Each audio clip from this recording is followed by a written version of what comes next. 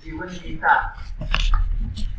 या आपल्या ज्ञान सत्रामध्ये गेल्या शनिवारी पूर्व नियोजित कार्यक्रम असल्यामुळे गीता मंडळाचा आपण भेटू शकलो नव्हतो. विचार यात्रा संपन्न होऊ शकली नव्हती. पण आज पुन्हा मागचाच अनुबंध जोडून घेऊन त्या विचार यात्रेमध्ये पुन्हा आपण प्रवेश केला.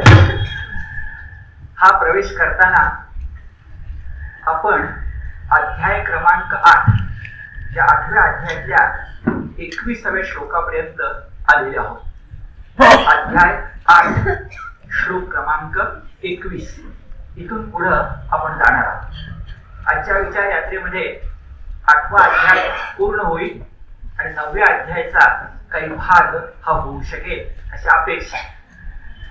8व्या अध्यायाबद्दल 15 दिवसापूर्वी बोलत असताना विचार यात्रेत आपण काही महत्वाची विधानं केली होती.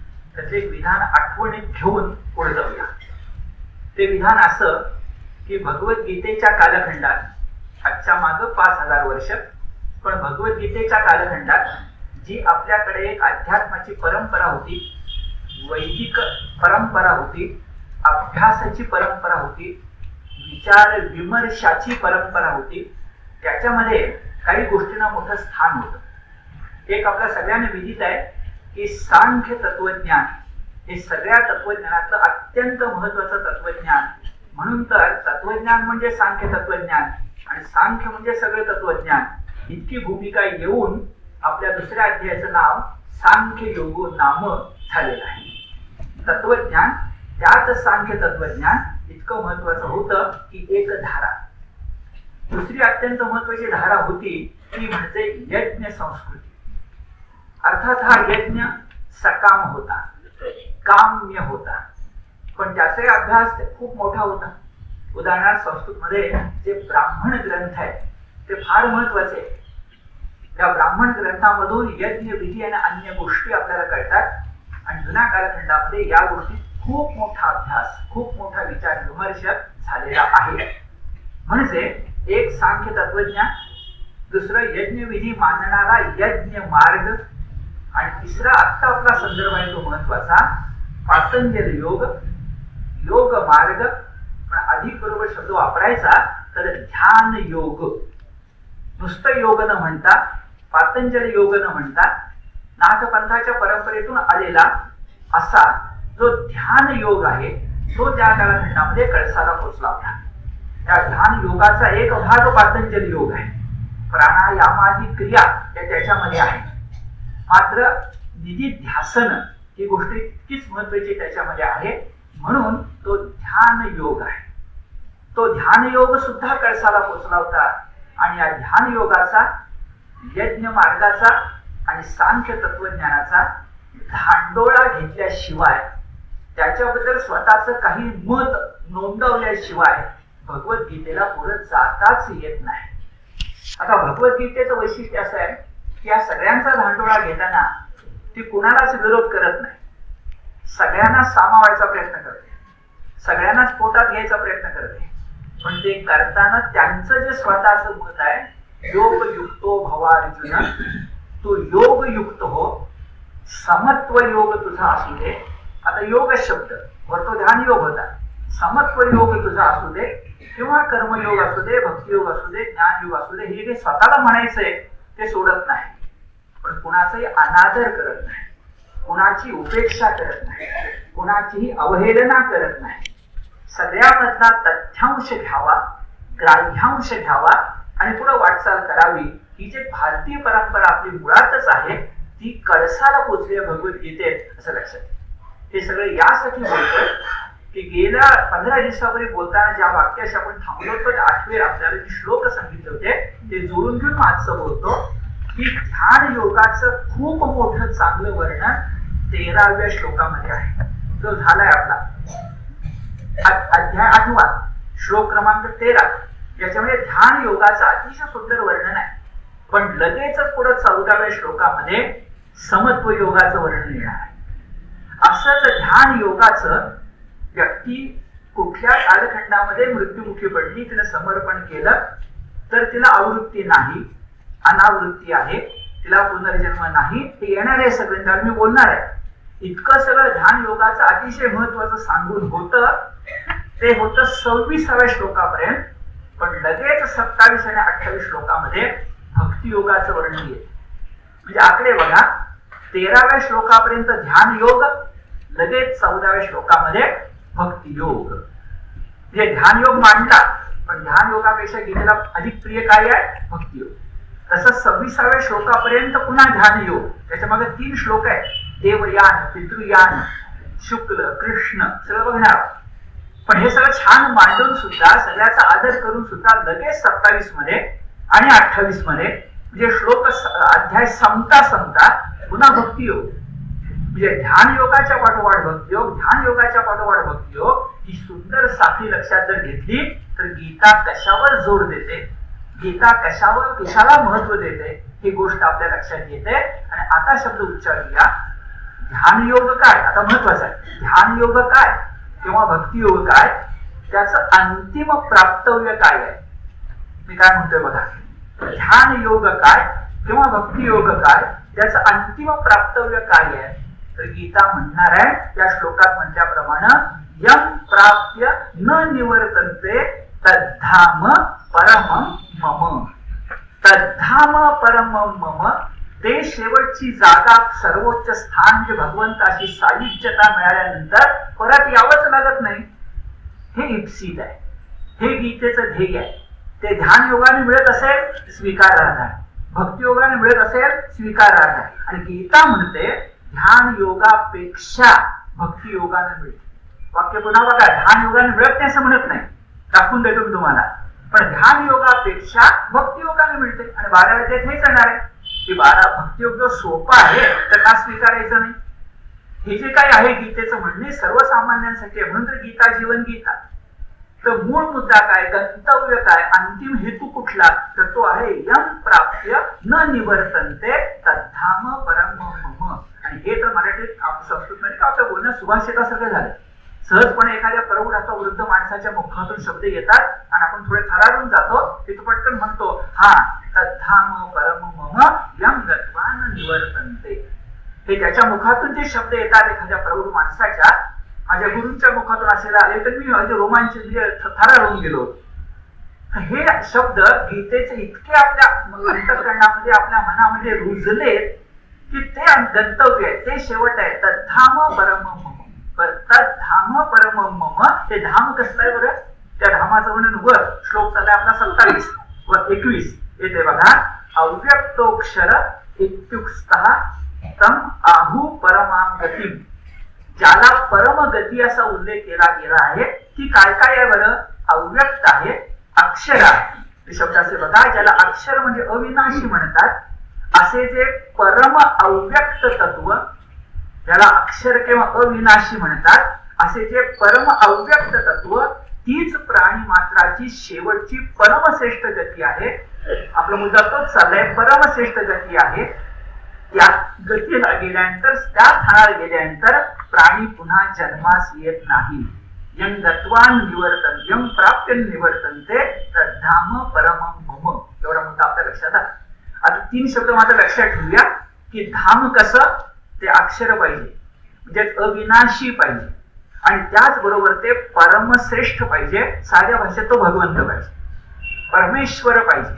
त्याच्याकडे गेल्यावर त्याच्याशी सायुज्यता पावल्यानंतर मग ते परत यावं लागत नाही असं ठामपणे म्हटलंय. कशानं? ध्यान योगानं किंवा भक्ती योगानं. आता भक्तियोग जरा थोडा बाजूला ठेवूया, कारण 14व्या श्लोकात येऊन गेला. 13 ध्यान योग, 14 भक्तियोग येऊन गेला. जरा भक्तियोग बाजूला ठेवूया आणि जाऊया ध्यान योग. आणि त्या ध्यान योगानं अशी ती गती, अंतिम गती सहजतेनं प्राप्त होते.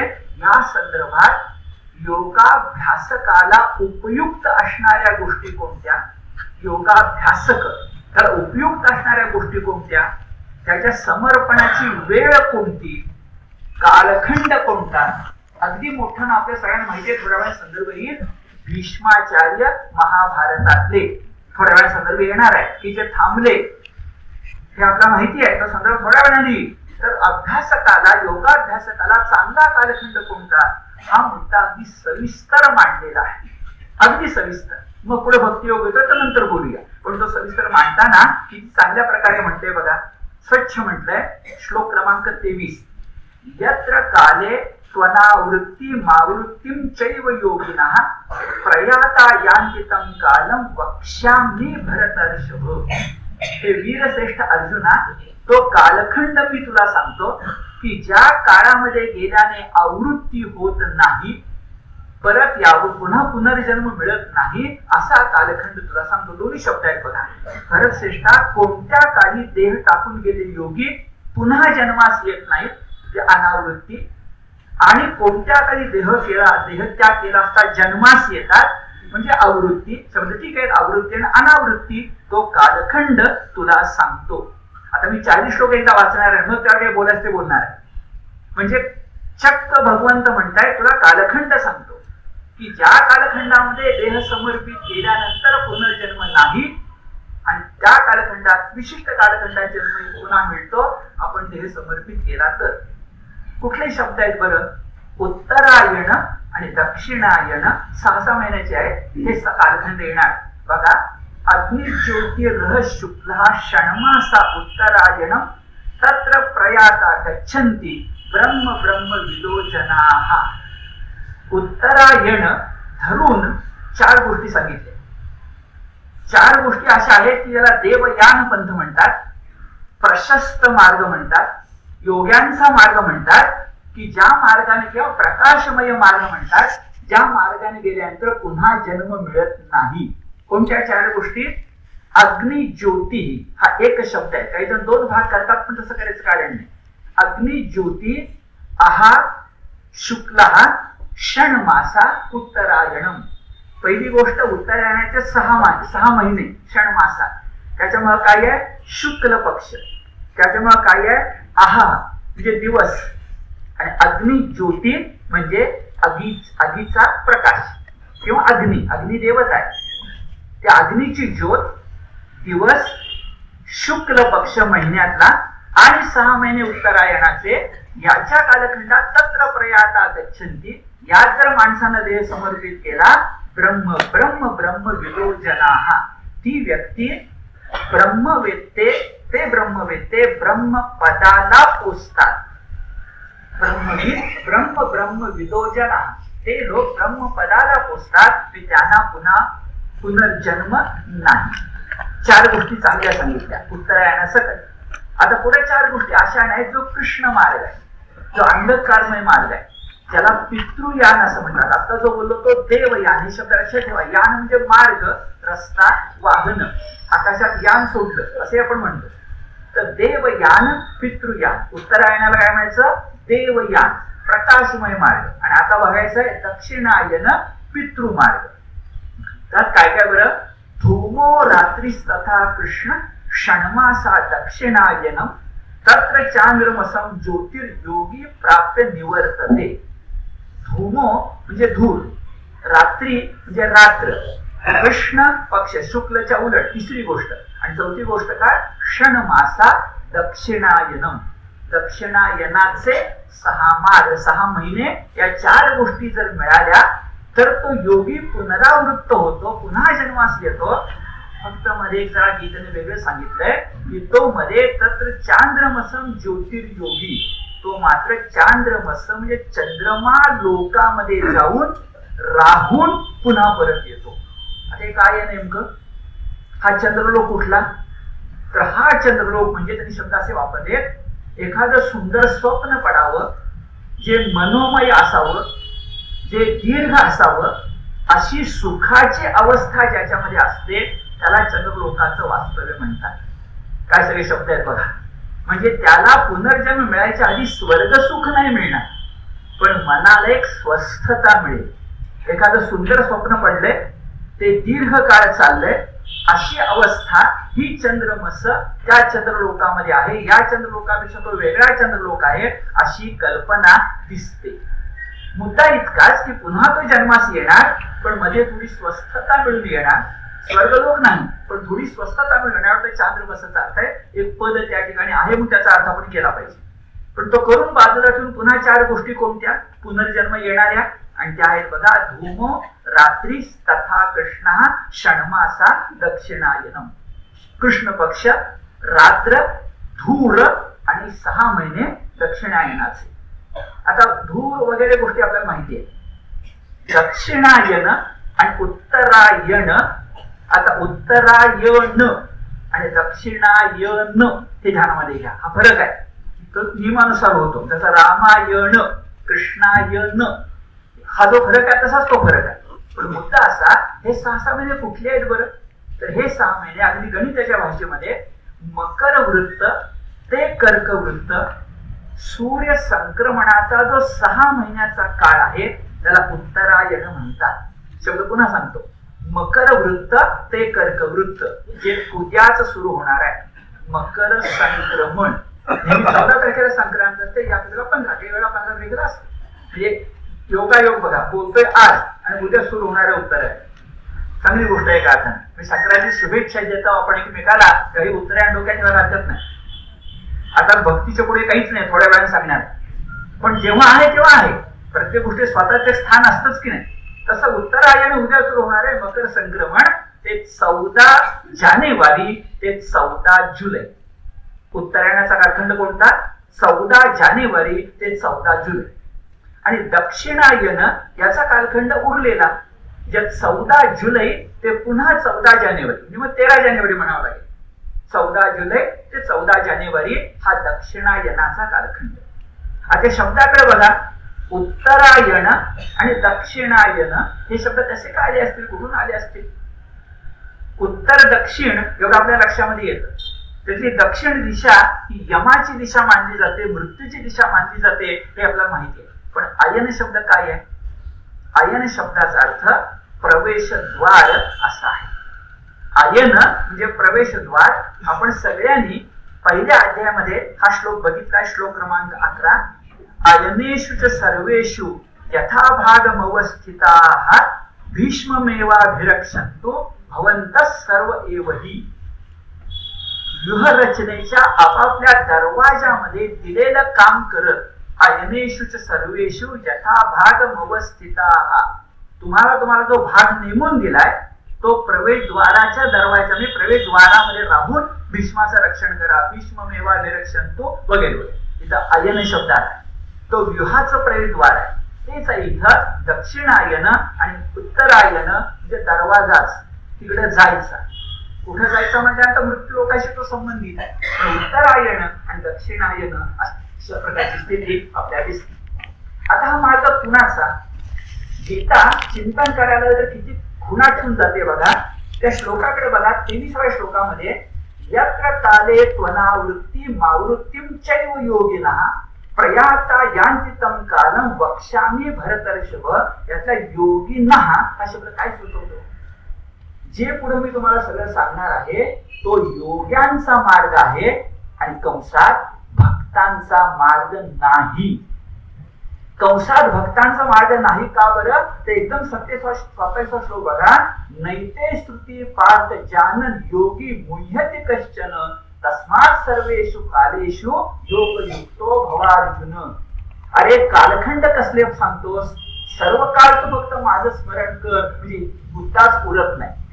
कालखंडाची भीती पुन्हा नाही, पुढे दाखवून देणार आहे, वेळ लागणे पण दाखवून देणार आहे. ज्ञानदेवांनी संतांनी कुठलाही काळ अशुभ मानलेला नाही. आणि जिथं भगवंताची भक्ती चालली आहे तिथं काळ अशुभ असेलच कसा? कसं हरिनामासमोर पाप येऊ शकेल? कसं हरिनामासमोर दुर्गती येऊ शकेल? कशी हरिनामासमोर अशुभ वेळ येऊ शकेल? येऊ शकत नाही. येणार आहे थोड्या वेळानं. म्हणजे गीता चटकन सांगून जाते की हा मार्ग कुणाचा आहे बरं? योगिनः. पण अनादर नाही, ते योगी आहे, ते ध्यान योगी आहे, ते म्हणतात ते बरोबर आहे. आणखी पुढे थोडा मुद्दा सांगतो की आता सांगतो. आजही असं मानलं जातं की अशुभ वेळ आणि शुभ वेळ, दक्षिणायन उत्तरायण हा मुद्दा पुरा करूया. देवयान किंवा पितृयान आहे. शुक्ल मार्ग किंवा कृष्ण मार्ग आहे. कारण पुढे म्हटलंय नैते स्तुती पार्थ जानके, त्याच्यावरही म्हटलंय शुक्ल कृष्णे गती येते जगत शाश्वते मते. जगात हे शाश्वतपणे मानले गेले देवयान पितृयान, शुक्ल मार्ग कृष्ण मार्ग, योग्यांचा मार्ग. आणखी थोडं बोलूया, तर काहीचा अभ्यास तो आहे आणि त्याचा आपला अनादर करायचा नाही. तो अभ्यास असा की जेव्हा आपण प्राण सोडतो तेव्हा आपल्या शरीरामधला एक लिंग देह बाहेर पडतो. तो सूक्ष्म स्वरूपाचा असतो. त्याला सूक्ष्म जीवात्मा किंवा लिंग देह असं म्हणतात. हा कोणत्या काळात बाहेर पडल्यानं ती शुभ वेळ आहे की त्याला पुनर्जन्म मिळणार नाही, आणि कुठल्या काळात बाहेर पडल्यानंतर ती अशुभ वेळ आहे म्हणून त्याला पुनर्जन्म मिळेल, असं विश्वास ठेवणारी माणसं आहेत आणि अभ्यास करणारी माणसं आजही आहेत. योगाशिवाय वेगळी. मी काय म्हणतोय बघा, योगी तर म्हणणारच, पण योगाशिवाय याचा मी स्वतः पुस्तक वाचले त्याच्यावरची. शास्त्र असे म्हणते का मृत्यूनंतरचे जीवन यासारखे. तर हे जेव्हा सूक्ष्म देहाचं बोललं जातं, जीवात्म्याचं बोललं जातं, लिंग देहाचं बोललं जातं, त्याचाही आपल्याला अनादर करायचा नाही. हा प्रशस्त आणि अप्रशस्त मार्ग आहे. शब्द बघा, प्रशस्त आणि अप्रशस्त मार्ग आहे. पुनर्जन्म नाही कधी प्रशस्त मार्ग, पुनर्जन्म आहे कधी अप्रशस्त मार्ग. त्यामुळे कुणी लिंग देह जीवात्मा सूक्ष्म गोष्ट ही या काळात अनुकूल आहे. तो बाहेर पडत असताना नव्या देहात जाण्यासाठी पुनर्जन्मासाठी म्हणत असला त्याला विरोध नाही, योग्यांना विरोध नाही. पण तो विरोध का करावा लागतो ते थोड्या वेळानं सांगणार. पण मुळामध्ये सगळं आपण मान्य करूया. तो एक अभ्यास आहे, एक म्हणणं आहे, एक बाजू आहे, पटो अथवा न पटो, पण काही एक त्याच्या मागे अनुभव सत्य उभं आहे. त्या सूक्ष्म देहाचं, लिंग देहाचं, जीवात्म्याचं योग्यांचा मार्ग या दृष्टीनं हे सांगितलं. प्रशस्त अप्रशस्त हे शब्द सुद्धा आपण सांगितले. पण आता एक मोठी शंका उभी करूया, ते लक्षात घेऊया की मग जरा वेगळे अर्थ लागले जाते. ती शंका अशी की आता आपण उत्तरायणाचे 4 आणि दक्षिणायनाचे 4 सांगितले, चांगले आणि वाईट म्हणून, प्रशस्त आणि अप्रशस्त म्हणून. पण समजा एखादा योगी हा उत्तरायणामध्ये कृष्ण पक्षामध्ये रात्री जर मृत्युमुखी पडला तर त्याला कोणती गती मिळणार? प्रश्न काय आहे बघा.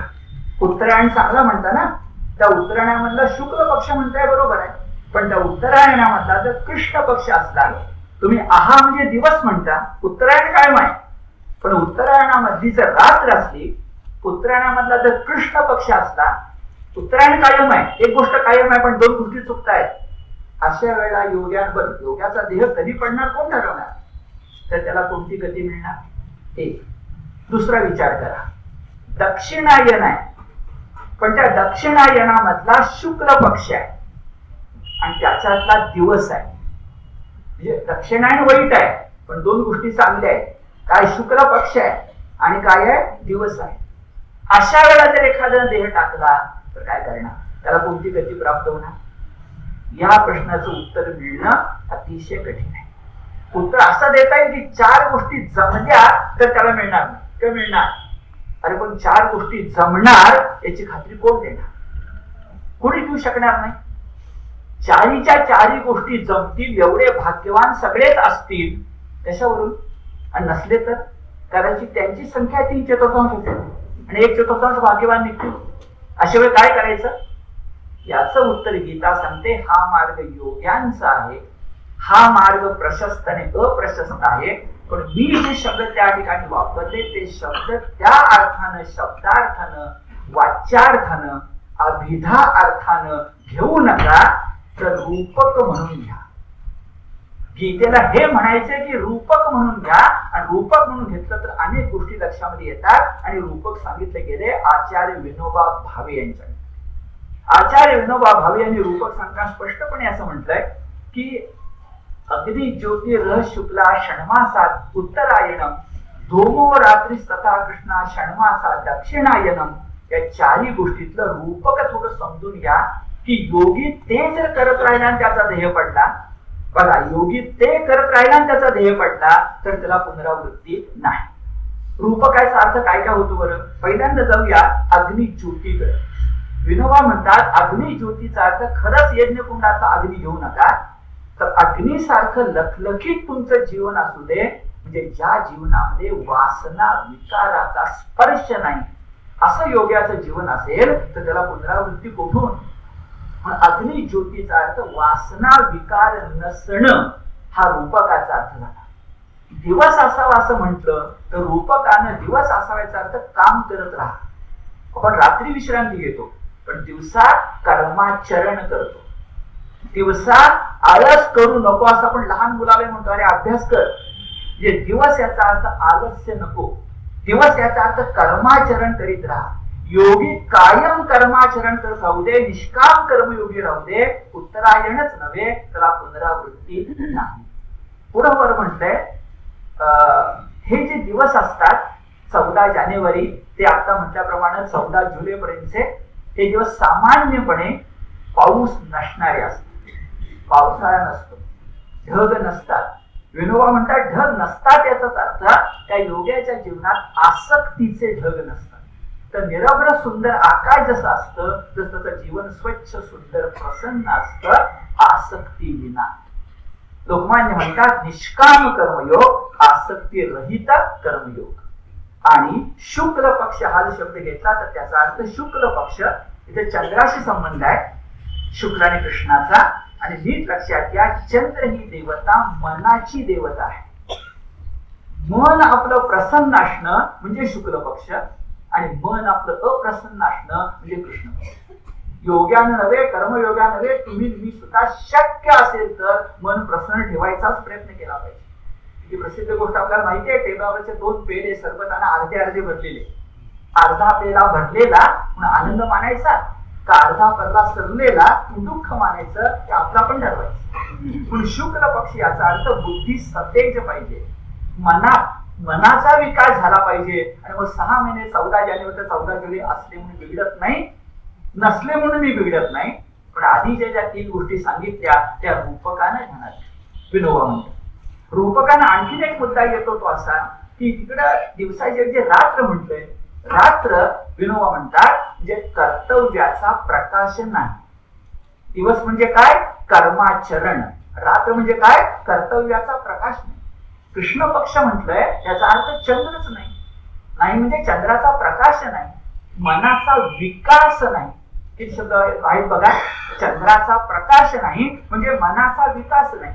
तर रात्र असल्यामुळं आता चंद्र नाहीच, पण ते जे दिवस येतात 14 जुलै ते 14 जानेवारी जसं आधीच्या दिवसामध्ये पावसाळा नाही तर 14 जुलै ते 14 जानेवारी आत्ताचे दिवस जे डिसेंबर जानेवारी आला आता पण नोव्हेंबर डिसेंबरचे जरा विचार करा, या दिवसामध्ये दिवस लहान असतो. आणि दिवस लहान असल्याचा अर्थ कर्तव्य कर्म करायला वेळ कमी असतो. कारण दिवस म्हणजे कर्माचरण म्हटलं ना, किंवा धूमो म्हटलंय, धूर म्हटलंय.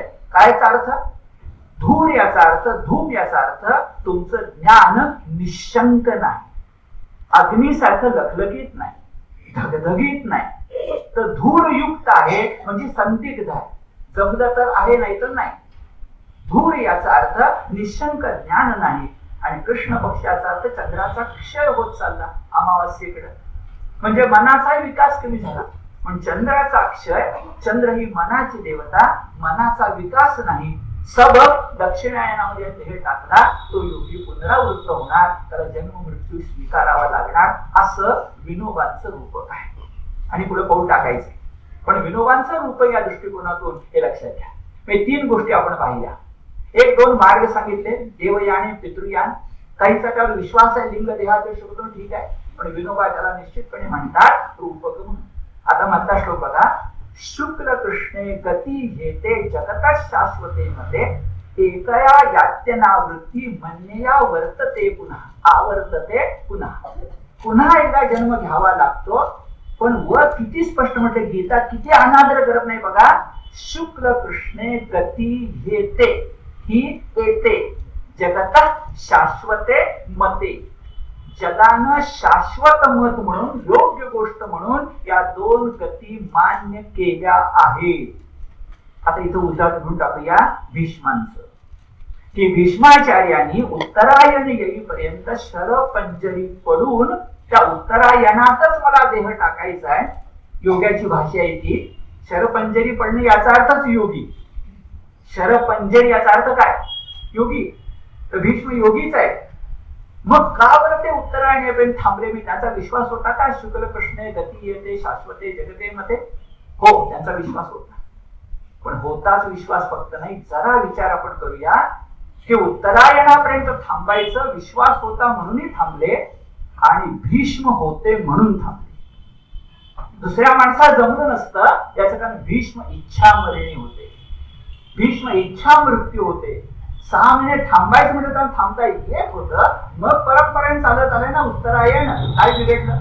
आपण कसं म्हणतो सहज जमते ना, सहज पडे दंडवत घडे. देवा नमस्कार झाला, बिघडलं कुठं? उत्तरायण यावं म्हणून भीष्म थांबले असतील, हे एक उत्तर आहे. पण दुसरं एक उत्तर सांगतो, त्यावर आपण विचार करूया. दुसरं उत्तर असं आहे की एका प्रतिज्ञेत अडकल्यामुळं भीष्म आयुष्यभर मनाविरुद्ध कौरवांची सेवा करत आहे. एका प्रतिज्ञेत अडकल्यामुळं. आणि त्या कौरवातले कौरव म्हणजे दुर्योधनादी कौरव होते. त्यांची आयुष्यभर सेवा केल्यानंतर मृत्यू स्वीकारताना कदाचित भीष्मांच्या मनात विचारून गेला असेल, आणि इतकी वर्ष कौरवांची सेवा करून पापच जोडले, आता आपण इच्छा मरणी आहोत, काही महिने आपण भगवत नाम चिंतन करूया, जमलं तर त्या पापाचा क्षय होतो का बघूया. म्हणूनही कदाचित आता शब्द बघा, भीष्मानी समय प्रतीक्षा केली. भीष्मानी समय प्रतीक्षा केली कारण शिल्लक राहिलेली पारमार्थिक साधना त्यांना पूर्ण करायची होती. हे खरं उत्तर असावं, आहे म्हणत नाही, असावं. कारण भीष्म ही व्यक्ती महाभारताची वटवृक्षासारखी आहे. विलक्षण माणूस आहे. तो त्या प्रतिज्ञेत अडकला, त्याचे हात बांधले गेले. सगळ्यांनी आठवण करूया, द्रौपदी वस्त्र प्रसंगी द्रौपदींना विचारलंय की तुम्ही का गप्पा बसलाय? ते काही बोलू शकले नाहीत. अर्थस्य पुरुषोदासा या शब्दाला अर्थ नाही. पुन्हा सांगतो, अर्थस्य पुरुषोदासा द्रोणाने म्हणावं. भीष्माने म्हणायचं कारण भीष्म नोकर होते, कौरवांचे पितामह होते. अनेक गोष्टी आपल्या एकमेकांमध्ये. पण जाऊ दे, भीष्म प्रतिज्ञेत अडकले आणि मग समय प्रतीक्षा करीत राहिले. भगवत चिंतन करायची. आणि माहिती आहे आपल्याला, शेवटी कृष्ण आणि धर्म दोन भेटले. भीष्माने त्या पर्वामध्ये त्या अर्जुनाला युधिष्ठिराला उपदेश केलाय. प्रसंग महाभारत डोळ्यासमोर आणा. कृष्ण म्हणतो मी नाही उपदेश करणार, भीष्मा तू उपदेश कर युधिष्ठिराला. युधिष्ठिर उपदेश ऐकतो. हा उपदेश करायचा अधिकार कसा प्राप्त झाला? कृष्ण कसं म्हणतोय मी नाही तुम्ही करा. भगवत चिंतन करत राहिले म्हणून कदाचित पापाचा क्षय झाला असेल. म्हणून भीष्म भीष्म भीष्म म्हणून जर आपण या योग्यांच्या त्याला चिपटून राहायला लागलो तर जरा अडचण होईल, जरा गडबड होईल. म्हणून भीष्माच्या बद्दलचा वेगळा मुद्दा सांगितला. आपण विचारावर विचार. आता शेवटचा मुद्दा. योगी झाले, भीष्म झाले, आता जाऊया संतांच्याकडे. आणि संतांच्याकडे गेल्यानंतर असं लक्षामध्ये येतं की आपले संत यातली एकही गोष्ट मानत नाही. म्हणजे आपले जे महाराष्ट्रातले 5 संत आहेत, त्या 5ही संतांनी समाधी घेताना ना दक्षिणायनाचा विचार केलाय, ना उत्तरायणाचा विचार केलाय. हे मी तुम्हाला दाखवून देतो उदाहरणानं. आणि मग ज्ञानेश्वरीच्या 3 ओव्या सांगतो की ज्ञानेश्वर स्पष्ट म्हणतात की खऱ्या योग्याला म्हणजे खऱ्या भक्ती योग्याला वेळेचं साकडं बिकडं काही नाही. आणि असं ज्ञानेश्वर म्हणत असतील तर गीतेच्या खालोखाल आमचा ज्ञानेश्वर विश्वास असल्यामुळं ज्ञानेश्वरीचा अर्थ आपण स्वीकारायला हरकत नाही. महाराष्ट्रातल्या 5ही संतांनी उत्तरायण दक्षिणाचा विचार केला. आता म्हटलं भगवत चिंतन केलं की अशुभ वेळ येईल कुठून? येईल कुठून? हरिनामास्वर पाप राहील का? हरिपाठाचे अभंग काय सांगतात? हरिपाठाचे अभंग 5ही संतांचे काय सांगतात? कुठून पाप राहील बरं? तसं अशुभ राहील कशी? उदाहरणार्थ ज्ञानदेवांची समाधी कधी आहे? नामदेवांची समाधी कधी आहे? मी तिची सांगतो आपल्याला. ज्ञानदेवांची समाधी ज्याला आपण आळंदी यात्रा म्हणतो, ती कार्तिक वद्य त्रयोदशी आहे. ज्ञानदेवांची आळंदी यात्रा कार्तिक वद्य त्रयोदशी. नामदेवांची फारशी माहिती असते म्हणून मुद्दाम सांगतो. नामदेवांची समाधी त्यांनी पंढरपूरला समाधी घेतली. 10-20 वर्ष होते तिकडं घुमान जिल्ह्यामध्ये. हा पंढराचा प्रेम भांडारी पंचनद्यांच्या प्रदेशात गेला होता आणि हरिभक्ती त्या ठिकाणी गाजवली. एक वाक्य राहवत नाही म्हणून सांगतो. मराठ्यांचा भगवा झेंडा नंतर गेला अटकेच्या पलीकडे. मराठी राज्याचं साम्राज्य झालं पहिल्या बाजीरावापासून. पण त्याच्या आधी सुद्धा भगवा झेंडा पंचनद्यांच्या प्रदेशामध्ये गेला होता काही शतक आधी. आणि तो नामदेवांच्या गुरु नानकाचे गुरु म्हणजे आपले नामदेव. असे जे नामदेव, ते नामदेव समाधी घ्यायला पुन्हा पंढरपूरला आले. आणि पंढरपूरला पायरी पैशी तुमची समाधी आहे. आणि ती कधी आहे बरं? ती आहे आषाढ वद्य त्रयोदशी. आता कार्तिक आणि आषाढ दक्षिणायन. तर आषाढ वद्य त्रयोदशी ही त्याची नामदेवांची समाधी. आणि उरलेले आपले जे 3 संत आहेत ते आहेत उत्तरायणामध्ये, आता झाले दक्षिणायनामध्ये, आहेत उत्तरायणामध्ये, पण तीनही संत शुक्ल पक्षात नाहीये, कृष्ण पक्षामध्ये. उदाहरणार्थ बघा, समर्थांची दास नवमी ही माघ वद्य नवमी आहे. माघ वद्य नवमी आहे समर्थांची.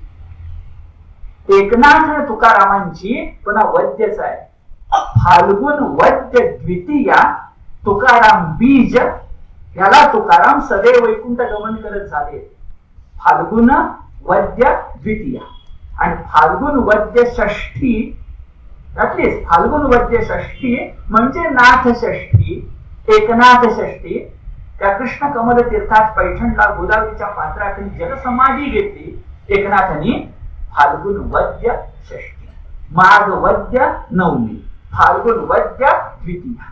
मग 5 संत जर दक्षिण आणि उत्तरायणाचा विचार करत नाही तर योग्याने करावा आम्ही त्याला नमस्कार करू, पण संतांचे आम्ही जे भक्त आहोत ते निश्चितपणे या विचाराच्या पलीकडे जाणार आहोत. विचार वाईट नाही, पण विचाराच्या पलीकडे आम्ही जाणार आहोत. त्याला कारण माऊलीच्या 3 ओव्या सांगतो की मुद्दे स्पष्ट होतात. त्या ओव्या अशा प्रकारच्या आहेत बघा, किती शब्द स्पष्ट आहेत. अरे उत्तरायण दक्षिणायण शुक्ल कृष्ण रात्र दिवस, कशाला विचार करतो शब्द बघा. आता शरीराचे जयाची ठाई आडनावही उरले नाही. त्या शब्दाचं आडनाव काय हे शिल्लक उरलं नाही. आता शरीराचे ठाई आडनावही उरले नाही, तरी कोणे काळी काही निमे ते पाहे पा. ज्याला आडनाव सुद्धा उरलं नाही असा तो 3.5 हात मातीचा बाहुला, तो कधी निमाला, निमे कधी निमाला, याचा विचार करायचं कारण काय.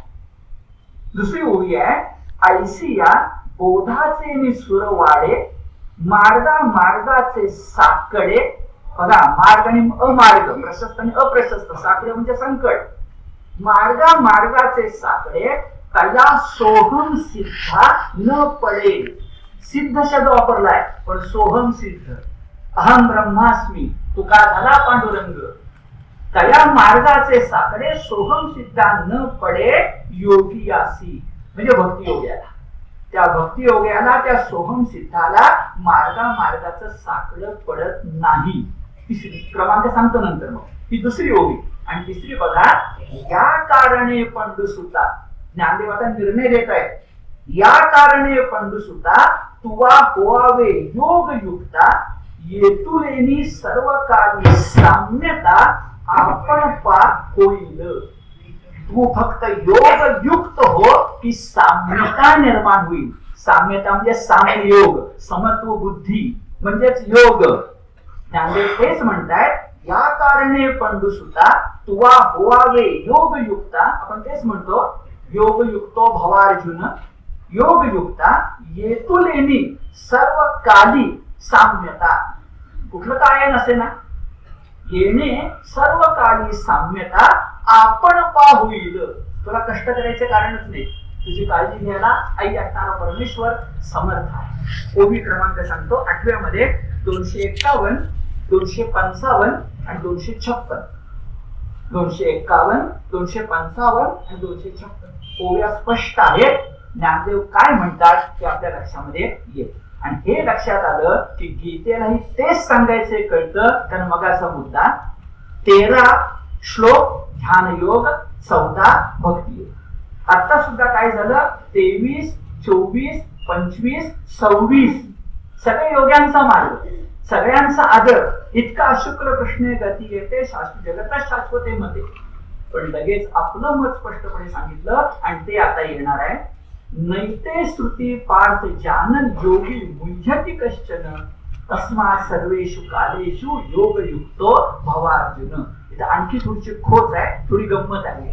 बघा, नैते जे न येते, श्रुती पार्थ, श्रुती तर शब्द बघा, श्रुती याचा अर्थ मार्ग असा आहे. स्मृती नाहीये, श्रुती. सर श्रु धातू आहे, सरण पुढे जाणं, मार्ग. न येते श्रुती पार्थ जानन, म्हणजे वर जे 2 मार्ग सांगितले ना ते नीट लक्षामध्ये घेऊन योगी मागचा न घ्यायचा. न मुह्यति कश्चन, योगी मोह पावत नाही. मी प्रथम शब्दशः संपूर्ण खोस सांगतो. शब्दशास्त्र काय, वर जे दोन मार्ग सांगितले ना ते जानन येथे लक्षामध्ये घेऊन योगी न मुह्यती कश्चन, मोह मूढ होणं, योगी मोह पावत नाही. आता जानन या त्या ठिकाणच्या शब्दाचा अर्थ, जानन योगीचा अर्थ सगळ्यांनी दिलाय जाणणारा योगी. मी म्हणतो जाणून मर्यादा लक्षात घेणारा योगी, जाणून त्याच्यामध्ये न अडकणारा योगी असा अर्थ घेतला तर चुकत नाही. कारण जाणणं याचा अर्थ नेमकं समजून घेणं, त्याचं बळ पण लक्षात घेणं, बलस्थान आणि शबलस्थान जे दोष पण लक्षात घेणं, तर ते जाणणं झालं ना. तसं नुसती माहिती म्हणजे ज्ञान नव्हे, ते माहिती नीट कळली असेल तर ते ज्ञान होतं ना. घेता येईल ते पार्था, त्या दोन मार्गांना जाणणारा योगी मोह पावत नाही, म्हणजेच अडकून राहत नाही. म्हणून काय कर, आता अडकून राहत नाही मला काय विचार मनात येतो, म्हणून काय कर पुढे सांगितले, तस्मात सर्वेषु कालेषु, म्हणजे दक्षिणायनातच फक्त, उत्तरायणातच फक्त, दिवसाच फक्त, शुक्ल पक्षातच फक्त नाही, तस्मात सर्वेषु कालेषु काय योगयुक्तो भवार्जुन. किती शब्द स्पष्ट आहे बघा, योगयुक्तो भवार्जुन. त्या योगाच्या मागे भक्तियोग घाला, आपण घालणार कर्मयोग घाला, ज्ञानयोग घाला, फक्त ध्यानयोग घालू नका, कारण ध्यानयोग वर येऊन गेला. मग भक्तियोग, आम्ही भक्तियोग घालणार, संतांचा आधार योग, मग भक्तियोग, कर्मयोग, योगयुग किंवा नुसताच योग शब्दाचा अर्थ समत्व योग, जे वादाचा विषय नाही, समता, सगळे सारखे समत्व योग. तर तस्मात योगयुक्तो भवार्जुन अशा शब्दामध्ये सांगितलेलं दिसत. आणि हे जर तुला कळलं, भक्ती जर तुला कळली, तस्मात सर्वेषु कालेषु योगयुक्तो भवार्जुन कळलं, तर बाबा कृष्ण नेहमी पद्धतीने ठामपणे सांगतोय की बाकी सगळ्या गोष्टींनी जे पुण्य जोडलं जातं, उत्तरायण दक्षिणायनामध्ये सुद्धा प्रशस्त मार्ग आणि अप्रशस्त मार्ग म्हणताना पुण्याचाच विचार आहे. पुण्य पुण्य पुण्य कशात आहे? पुण्य आहे ते फक्त हरिनामात आहे, पुण्य आहे ते फक्त भगवत चिंतनात आहे. हा, दुसरे मार्ग आहेत, लोक सांगतात. कोणकोणते मार्ग? शेवटच्या श्लोकात आहे, वेदेषु यज्ञेषु तपस्सु चैव दानेषु यत् पुण्य फलम प्रतिष्ठम अत्येति तत्सर्वमिदं विदित्वा योगी परम स्थान मुपैति दिव्यम. पुन्हा मूळ मुद्दा काय आहे? योगी परम स्थान उपैति दिव्यम. आणि सुरुवातीला मी बोलायच्या वेळेला सुरुवात केली की आमचं उद्दिष्ट काय आहे? परम अविनाशी श्रेष्ठ स्थान मिळवणं. तुका झाला पांडुरंग. वर चला अत्येती म्हणजे ह्या सगळ्याच्या पलीकडे जाऊन. कशाच्या पलीकडे जाऊन? तर पुण्य मार्ग. आजपर्यंत काय काय सांगितले गेले? वेदाध्ययन कर, तुला पुण्य मिळेल.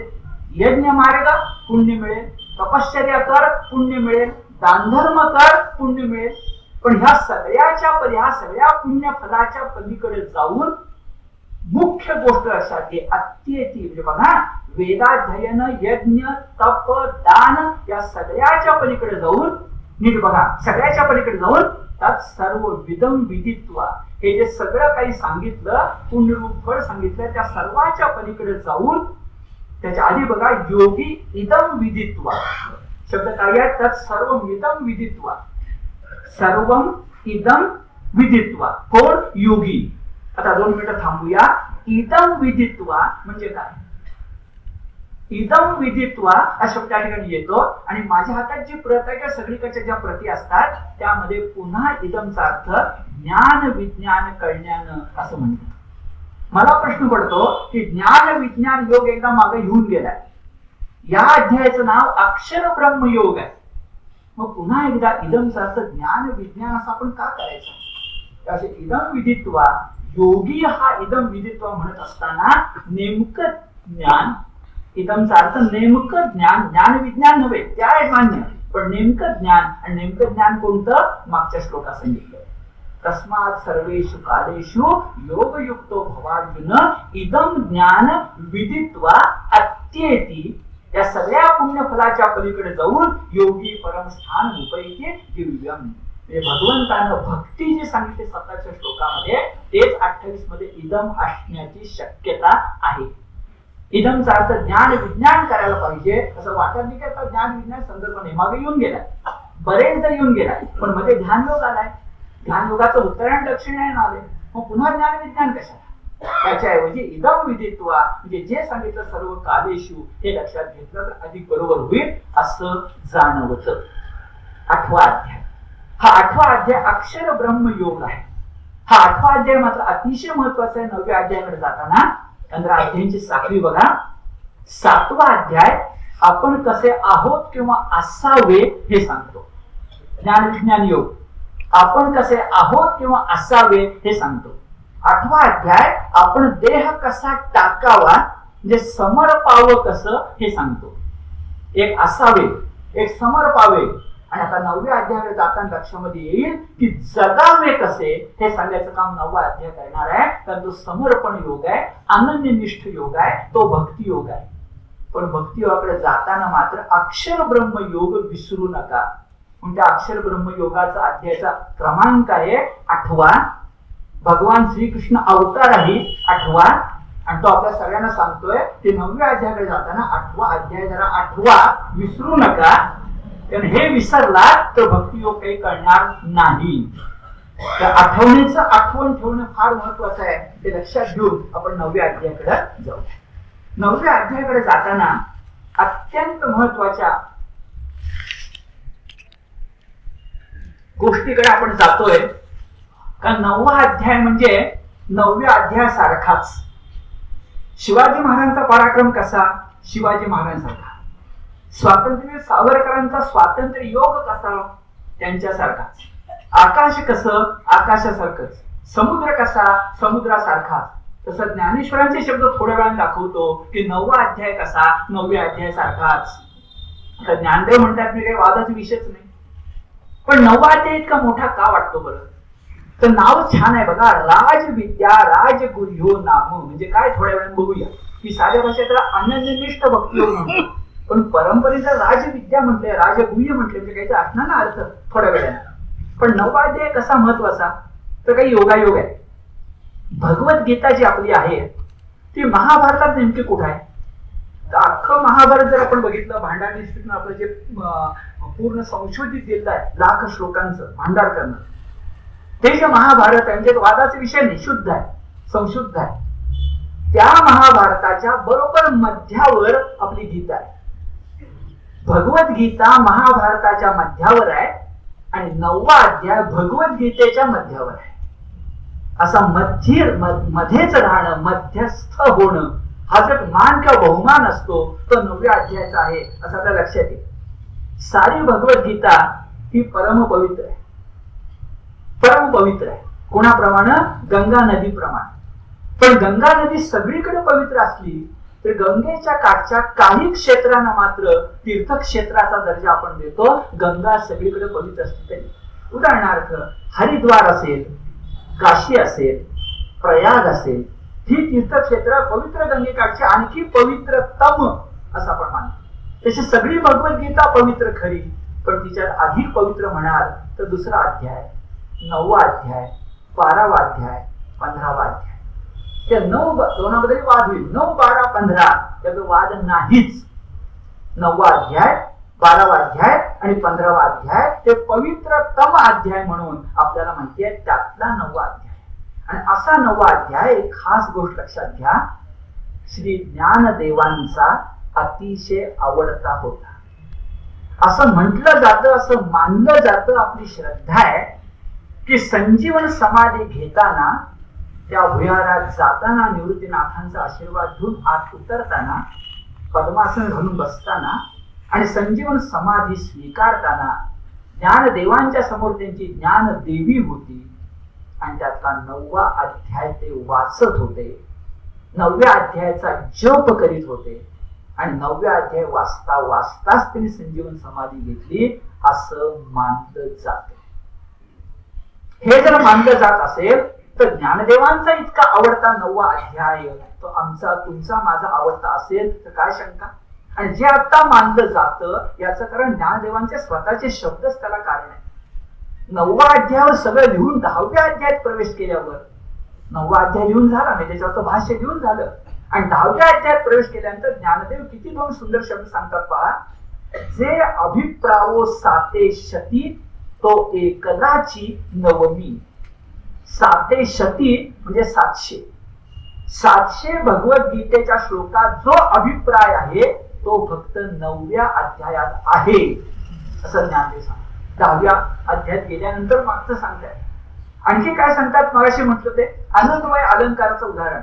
शिवाजी महाराजांसाठी शिवाजी महाराजच कसं म्हटलंय बघा. जैसे राम रावण झुंजिनले तैसे नवमी कृष्णाचे बोलणे. 9व्या अध्यायामध्ये कृष्ण किती सुंदर बोललाय. अहो तो कृष्ण अगोदर आणि किती सुंदर बोललाय. इतकं सुंदर बोललाय जैसे राम रावण झुंजिनले. राम रावण युद्धाला जशी दुसरी उपमाच नाही तसं कृष्णाच्या सुंदर मधुर बोलण्याला तो मधुराधिपते निखिलम मधुरम असंच मुळात आहे ना. तर तो जो मधुरतम श्रीकृष्ण आहे त्या श्रीकृष्णाचं सगळ्यात मधुर बोलणं कुठलं असलं तर ते 9व्या अध्यायात आहे असं ज्ञानदेव म्हणतात. अनन्वय अलंकार असं सांगतात. आणि मग लक्षात येतं की राजविद्या राजगुह्यो नाम हा काहीतरी नेमका भाग लक्षात घेतला पाहिजे. तिकडे जाऊया. पण आधी प्रमेय म्हणून सांगायचं तर 9वा अध्याय तुम्हाला मला सांगतो की बाबा हा भगवंत विश्वात्मक आहे आणि तू जे कर्म करतोस ते कर्म त्या विश्वात्मक देवाची पूजा आहे. सगळ्या 9व्या अध्यायाचं सार काय. सगळ्या 9व्या अध्यायाचं सार असं की देव हा माणसात आहे. माणसाची पूजा करा, माणुसकीची पूजा करा आणि पूजेसाठी स्वतःचं कर्म जे असेल सेवा जी असेल तेवढी अर्पण करा. पुढे ज्ञानदेवाने 8व्या अध्यायामध्ये म्हटलंच आहे स्वकर्म कुसुमानी पूजा करावी. कुसुम म्हणजे फुलं, स्वतःच्या कामाची फुलं. आणि सगळे आपले वारकरी संत ही आणि हीच गोष्ट करतात. गोरोबा कुंभार असतील तर ते मडकी बनवतील, ती टिकाऊच बनवतील. त्यांच्याकडे गिऱ्हाईक हा देव आहे. त्या देवाला मडकं फुटकं देणार नाही, टिकाऊच देणार.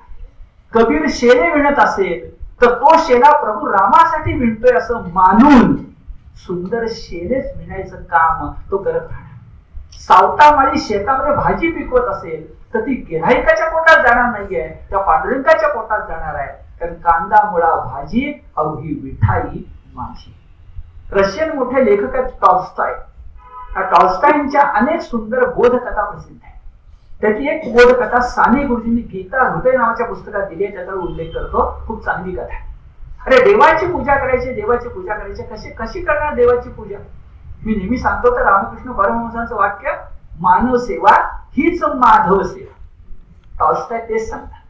2 मित्र होते, यात्रेला निघाले. बरोबर ते पैसा अडका घेऊन निघाले वाटेमध्ये लागणार म्हणून. प्रवास करता करता एका मुक्कामावर आले आणि लक्षात आलं दोन्ही मित्रांच्या की इथं दुष्काळ पडलाय आणि माणसांना खायला अन्नच नाही. पण विकत घ्यायचं म्हणजे तर पैसा नाही त्यांच्यापाशी. एक मित्र दुसऱ्या मित्राला म्हणाला नको पुढे आपण यात्रेला जाऊया, आपण इथंच थांबूया आणि जे आपले यात्रेचे पैसे आहेत ते म्हणजे त्यानं वस्तू विकत घेऊन दुष्काळी जनतेला खाऊ घालूया. दोघे एकमेकाशी बोलत राहिले. करू म्हणाले. पण त्याचा एक जण होता त्याचे पटलं नाही. तो म्हणाला नाही मी देवाच्या दर्शनालाच जाणार, मी काय माझे पैसे खर्च करणार नाही. म्हणून तो एकटा पुढे गेला. दुसऱ्याने विचार केला की नको, देवापेक्षा ही माणसं महत्वाची आहेत. पैसा खर्च केला, खाऊ पिऊ घातला. जी उपाशी अर्धपोटी होती त्यांना 2 घास मिळाले. अन्न ब्रह्माची उपासना पूर्ण झाली. बरं वाटलं. टॉल्स्टॉय सांगतात तो जो मित्र पुढे गेला होता देवाच्या दर्शनाला, तो जेव्हा गाभाऱ्यासमोर नमस्कार करायला उभा राहिला तर त्या धक्का बसला की त्याचा मागे राहिला मित्र गाभाऱ्यामध्ये आधी पोचला होता. कारण तो गाभाऱ्यामध्ये आधी पोचला होता. कारण भगवंताला त्याची ती जनसेवा हीच ईशसेवा पटली होती, कळली होती, आवडली होती. टॉल्स्टॉय सांगतात देवाच्या यात्रेपेक्षा लोकांची सेवा अधिक महत्वाची. आणि 9वा अध्याय हेच आपल्याला सांगतो. सगळ्या अध्याय शेवटी मी आपल्याला दाखवून देतो, हेच सांगतो कारण माणसात देव आहे तो बघणं, देवाचं मानुषीकरण करणं अशी गंमत आपल्याकडे असते. थोड्या वेळानंतर ईद त्यावेळी संदर्भ सांगतो. देवाचा माणूस करणं म्हणजे माणसासारखं त्याला वाढवणं. ते नकोच. माणसातला देव शोधायचा प्रयत्न करा. हा 9व्या अध्यायाचा संदेश आहे. पण तिकडे जाताना आता क्रमाक्रमान जाऊया. राजविद्या राजगुह्यो नाम 9वा अध्याय. याचा अर्थ काय. पहिल्या त्या शब्दाकडे बघा. राजविद्या राजगुह्य. त्यातला जो राज शब्द आहे त्याचा अर्थ काय? खूपदा आपण राज शब्दाचा अर्थ राजा म्हणजे किंग असा घेतो. कुणी राजयोग सांगितला म्हटलं तर तो भक्तियोग आहे ते आपण विसरतो. महापुरुषांनी राजयोग सांगितलाय पण भक्तियोग काय विसरतो, कारण राज म्हणजे राजा असं आपल्या डोक्यात बसतं. मुळामध्ये राजा शब्द बरोबर आहे पण तो आलाय कसा, तर राजते विराजते म्हणजे शोभिवंत दिसतो ते राज. राजा शोभिवंत दिसतो मग तो राजा. पण राजमार्ग जेव्हा आपण म्हणतो तर काय राजाचा मार्ग असतो? पुण्यापासून बंगलोर पर्यंत NH4 नॅशनल हायवे 4 असं आपण म्हणतो, तो राजमार्ग असतो ना. साध्या भाषेत जो आडमार्ग नाही तो राजमार्ग. आणि भक्ती हा असा राजमार्ग आहे की आड वाटेला जाऊच नका असे या अध्यायामध्ये सांगितलेलं आहे. राजविद्या राजगुह्यो नाम याचा अर्थ राजमार्ग. तो राजविद्येत आहे राजगुह्यात आहे असं थोड्या वेळाने सांगतो, परंतु राज म्हणजे विराजते हे ध्यानात घेऊया, आडमार्ग नको. नेहमीप्रमाणे भिडे शास्त्रींनी गीता सारमध्ये या अध्यायाबद्दल 3-4 वाक्य फक्त प्रस्तावित दिली. ते अशी आहेत. राजविद्या, आता बघा, राजविद्या म्हणजे श्रेष्ठ विद्या, मोक्ष प्राप्तीची श्रेष्ठ विद्या, ती मिळवण्याचं मुख्य रहस्य म्हणजे राजगुह्य. राजविद्या म्हणजे काय? श्रेष्ठ विद्या. राजगुह्य म्हणजे काय? ती श्रेष्ठ विद्या मिळवण्याचं सगळ्यात मोठं गुह्य. आता गुह्य काय ते आता सांगून टाकतो. गुह्य म्हणजे गुपित म्हणायचं कारण काय? त्याचं कारण असं, गुह्य म्हणजे गुपित, तो देव गुपित अंतरात्मा म्हणून आत लपलाय. आणि आपल्या देहाचं जे आवरण आहे त्याच्यावर अंतरात्म्यावर ते त्या देवाला लपवून ठेवतंय, गुह्य ठेवतंय. ज्याला भक्तीनं देहावरण भेदता येतं त्याला गुह्य भेद करता येतो, त्याला चक्रव्यूह मोडता येतो आणि त्याला अंतरात्मा मिळतो. हे गुपित यासाठी आहे. त्याचा देव उघडाच आहे, भक्ती उघडीच आहे, पण ती पटत नाही, समजवित्री उमजत नाही, म्हणून ते गुह्य आहे, म्हणून ते राजगुह्य आहे. म्हणून बघा, भिडे शास्त्री म्हणतात राजविद्या म्हणजे श्रेष्ठ विद्या, मोक्ष प्राप्तीची श्रेष्ठ विद्या कोणती आणि ते मिळवण्याचं मुख्य रहस्य म्हणजे राजगुह्य कोणतं ते या अध्यायात सांगितलं आहे. पहिलं विधान. आणि दुसरं विधान स्पष्ट आहे, महत्वाचं आहे. भिडे शास्त्रींचं मोक्ष प्राप्तीच्या अनेक साधनापैकी भक्ती मार्ग हा राजमार्ग आहे, सर्वांच्या उपयोगी पडणारा मार्ग आहे असे या अध्यायात सांगितले आहे. राजविद्या राजगुह्यो नाम. प्रत्येकाने बघा, नॅशनल हायवे राजमार्ग झाला की फार लवकर आपण जातो. अगदी साधं उदाहरण, इथून कोल्हापूरला जायला पूर्वी 6 तास 6.5 तास लागत होते, आता 4 तासच पुरतात. तर रस्ता चांगला झालाय. राजमार्ग, राजविद्या, राजगुह्य, सर्वोपयोगी शब्द महत्वाचा आहे. हाच मुद्दा 12व्या अध्यायात देणार आहे की योग मार्ग वाईट नाही आहे पण भक्ती मार्ग सोपा आहे. तर सर्वोपयोगी मार्ग कोणता हे सांगायचं काम केलं. राजविद्या बरोबर श्रेष्ठ विद्या, राजगुह्य म्हणजे मुख्य रहस्य. ठीक. भिडे शास्त्रीचे महत्वाचे श्लोक सांगितले ते असे आकडे बघा, 10, 22, 27, 28 आणि 34. 10, 22, 27, 28 आणि 34. 9व्या अध्यायाला सुरुवात करूया. 9व्या अध्यायात सुरुवात करताना पहिले दोन्ही श्लोक महत्वाचे आहेत. कारण पुन्हा जे मगाशी मी नाही म्हटलं त्याचा पुन्हा एकदा उल्लेख केला, कारण ते ज्ञान आणि विज्ञानच आहे. पुन्हा आठवताना बघा, ज्ञान म्हणजे अध्यात्म ज्ञान आणि विज्ञान म्हणजे विश्वज्ञान. त्या दोन्हीचा पाया गीता नाकारत नाही. फक्त नेहमी आपण म्हणतो ते विश्वज्ञानाला आत्मज्ञान म्हणणं हे अज्ञान आहे, हे मात्र विसरायचं नाही. पण दोन्ही पाहिजेच. म्हणून स्वच्छ बघा, इदं तुते गुह्यतमं प्रवक्ष्यामि अनसूयवे ज्ञानं विज्ञान सहितं यज ज्ञात्वा मोक्षसे शुभात. म्हणजे अशुभात, जे जाणल्याने मोक्षसे तुला मुक्ती मिळेल अशुभापासून म्हणजे पापापासून, असं तुला अनसूयवे म्हणजे कुणाची असूया न करणारे अर्जुना गुह्यतम राजविद्या राजगुह्यो नाम मी सांगतो. कशासह? पुन्हा गीता आपला मुद्दा सोडत नाही, ज्ञान विज्ञान सहितम. आता किती वेळा ज्ञान विज्ञान यायचं बघा, मागचं आठवून बघा, 7:2 बोलतो 9वा अध्याय. 7व्या अध्यायामध्ये दुसरा श्लोक आहे, ज्ञानम ते सविज्ञानम इदम वक्ष्यामि अशेषतः. आता अशेषतः एकदा सांगून झालं, अशेषतः म्हणजे काही शिल्लक काही न ठेवता इदम वक्ष्यामि म्हणून झालं, आणि पुन्हा ज्ञान विज्ञान सहितम यज ज्ञात्वा मोक्षसे शुभा. याचं कारण गुरुकिल्ली म्हणावं तसं ज्ञान विज्ञान आहे, आत्मज्ञान आणि विश्वज्ञान आहे, ते सोडून चालणारच नाही. पण ते कळायचा मार्ग कुठला, सर्वोपयोगी मार्ग कुठला, भक्ती मार्ग. मग थोड्या वेळाने म्हणणार आहे, राजविद्या राजगुह्यम पवित्रम इदम उत्तमम प्रत्यक्ष अवगमम धर्म्यम सुसुखम कर्तुम अव्ययम. फार चांगलं सांगितलंय. पहिले 2 शब्द घेऊनच अध्यायाला नाव दिलंय. राजविद्या राजगुह्यो नाम आपण नाही दिलं, भगवंतानेच दिलंय. तर राजविद्या राजगुह्यो नाम कसं आहे बरं, काय कमी भक्ती मार्ग सांगणार आहे. तो पवित्र आहे, तो उत्तम आहे, तो धर्म्य आहे, सुसुखम कर्तुम म्हणजे आचरणात सोपा आहे, अव्ययम अविनाशी गाठणार आहे, आणि सगळ्यात महत्वाचं प्रत्यक्षावगम आहे.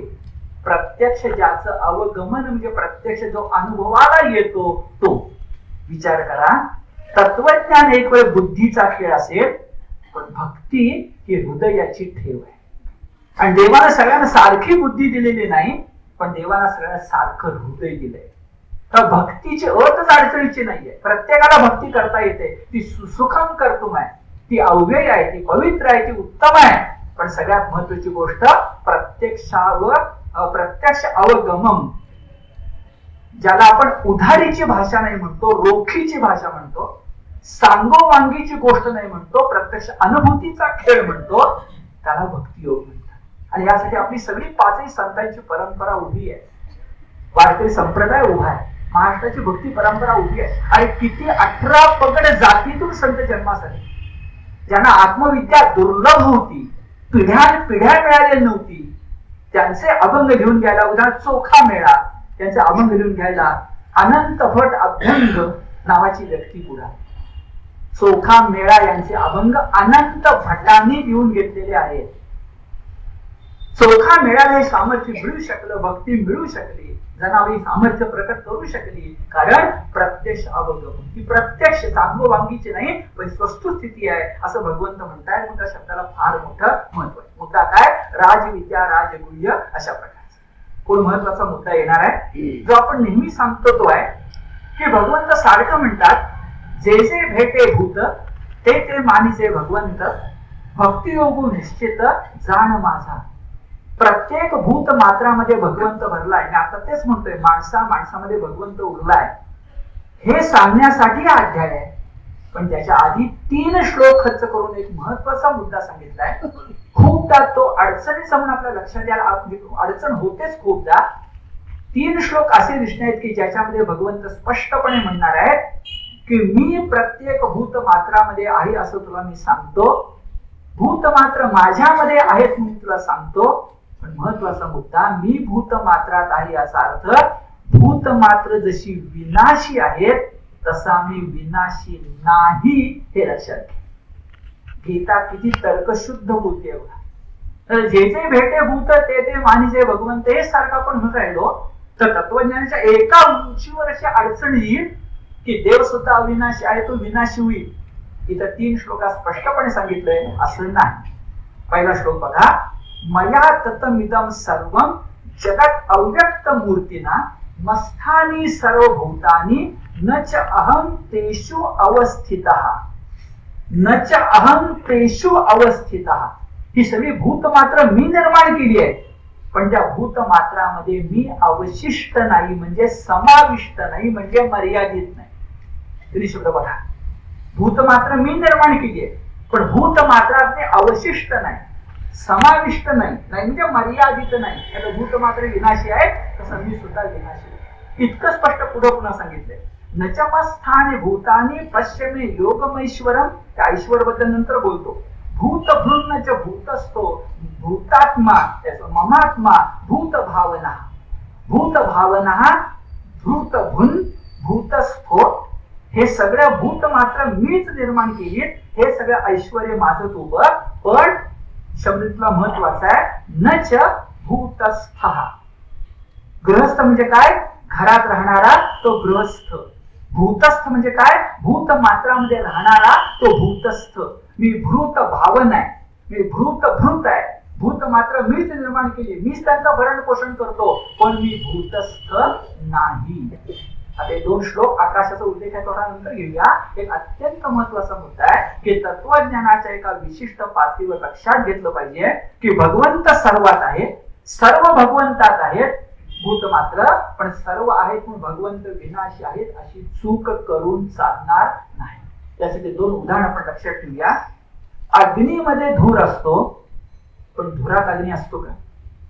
अग्नीपासून धूर निर्माण होतो पण धुरात अग्नी असतो का? यत्र यत्र धूमा तत्र तत्र वह्नी म्हणतो आपण. धूर आहे की अग्नी आहे मान्य, पण धुरात अग्नी असतो का? धूर ही भूत मात्र आहे आणि अग्नी हा परमेश्वर. दुसरं उदाहरण घेऊया. फुलातला सुगंध. सुगंध फुलामध्ये असतो, फुलात सुगंध असतो, पण सुगंधात फुलपणा असतो का? सुगंधामध्ये फुलपणा नसतो, सुगंध फुलामध्ये असतो. फूल आणि सुगंधाचा संबंध, अग्नी आणि धुराचा संबंध, तसाच भूत मात्र आणि भगवंता संबंध. याचं कारण एका वाक्यात सांगतो, बाकी जरा गंभीर पण लक्षात घ्या. शेवटी भूत मात्राचा खेळ हा मायेचा खेळ आहे, ती भगवंताची लीला आहे. आणि मायेच्या पलीकडे असणारी, शब्द बघा, मायेच्या पलीकडे असणारी जी एक विशुद्ध स्वरूप स्थिती आहे, तिथं मायाही नाही आणि मायेने निर्माण केली भूत मात्र सुद्धा नाही. हे तत्वज्ञानामध्ये मान्य केलंच पाहिजे. आणि फार मोठ्या प्रमाणामध्ये दासबोधामध्ये रामदास स्वामींनी सांगितलेलं आहे. आपण दासबोध जरा बघा, गीतेचा दासबोधावर प्रचंड परिणाम आहे. तर दासबोधामध्ये रामदासनी मुद्दाम सांगितले, गडबड करू नका, जे जे भेटे भूत ते मानिजे भगवंत, ते समजण्यासाठी आहे, पण तत्वज्ञानाच्या उंचीवर गेल्यानंतर ते नाही, ते निश्चितपणे लक्षामध्ये घेण्याची गरज आहे. पुढे आणखी एक उदाहरण सांगितलंय, म्हणजे 2 भाग तत्वज्ञानाचे कळले, पण लगेच पुन्हा लोकांचा गैरसमज होईल. म्हणजे माणसं म्हणतील मग भूत मात्रात भगवंत नाहीये. ठीक आहे ना, समाविष्ट नाहीये, पण विसरते समाविष्ट. आणि सगळा अध्याय कशासाठी खर्च करायचा आहे? भूतांची सेवा कर, माणसांची सेवा कर, हे सांगण्यासाठी खर्च करायचा आहे. म्हणून हुशार विद्यार्थ्याची समजूत घातल्यानंतर शिक्षक पुन्हा सर्वसामान्यांसारखं बोलायला लागले. पटते का बघा? हुशार माणसाची समजूत घातली शिष्याची आणि सर्वसामान्य उदाहरण दिलं, अरे आम्ही दोघं एकच आहोत. कुणाप्रमाणे? आकाशातल्या वायू. लगेच पुढे येतं, यथा आकाश स्थितो नित्यम वायू सर्वत्र गो महान तथा सर्वाणि भूतानि मस्थानित्युपधारय. हे नीट लक्षामध्ये घे की आकाशात ज्याप्रमाणे वारा असतो तसं माझ्या ठाई भूत मात्र असतात. जे जे भेटे भूत ते ते मानिजे भगवंत. ते 9व्या अध्यायाचं जे मर्म आहे ते मर्म पुन्हा एकदा नीट सांगितलं असं आपल्या लक्षामध्ये येत. हे सांगितल्यानंतर भगवंत पुढे म्हणतात, एक बाबा नीट ध्यानात घे की सृष्टी मीच निर्माण केली आहे. मगाचे दोन्ही मुद्दे एकत्र करून बोलायचे. आता एक काय म्हटलं, अवशिष्ट नाही. दुसरं काय म्हटलं, आकाशात वारा असतो तसा. पण हे मी निर्माण केलंय, हे प्रकृतीच्या माध्यमातून निर्माण केलंय, हे विसरू नकोस. म्हणून भगवंताने तिथं स्वतःचा उल्लेख अध्यक्ष अशा शब्दाने केला. जरा बघण्यासारखा आहे. श्लोक क्रमांक 10 मध्ये म्हटलंय, मया अध्यक्षेण प्रकृती सूयते सचराचरम हेतून अनेन कौंतेय जगत विपरिवर्तते.